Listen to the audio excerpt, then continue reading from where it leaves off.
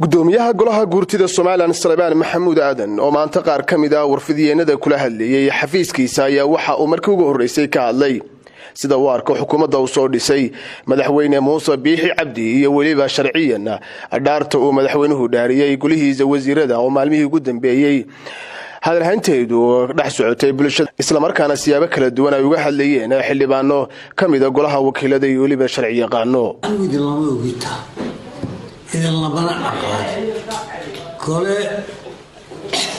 نمك كلمة هذا من برلماني يوحى كيبي مدحوينها ويهدي هذي قالوا أنا وشيء لقبته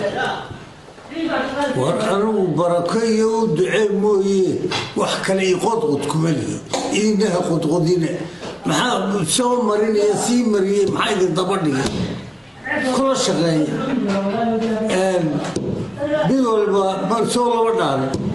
ولقي واحد على تريد مدحوينه حقيقة بالله كانوا وكيل هذا كون رينشلي وكيل هذا وقربوا ما هدوين بالله مكان صحية هي قادوا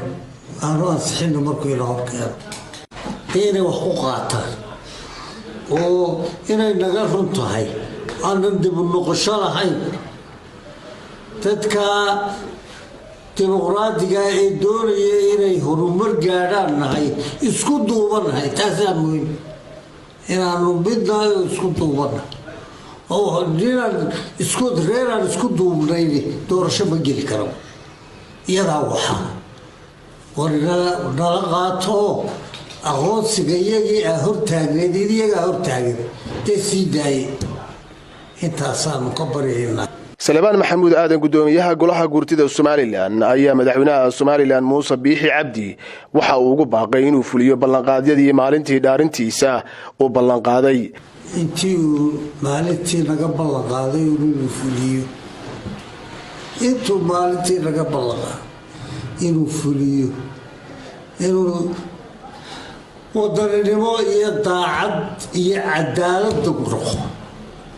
حلا لو حكران قربنا ما تجهروا مركو إيمانية وأنا نسراعنا أنت سينو قباهنا إنه قابيو بالدواء إنه قابيو يا ولاتين دواري قوتي راي الحوينا الله هذا يا الله هذا ماي الحوينا هذا مركنا الحوينا هذا أنك حل كار روحية سألك حسابته إنه وحي يجا عبد الرشيد عبد الوهاب حسين يونيفرسال TV هرقيس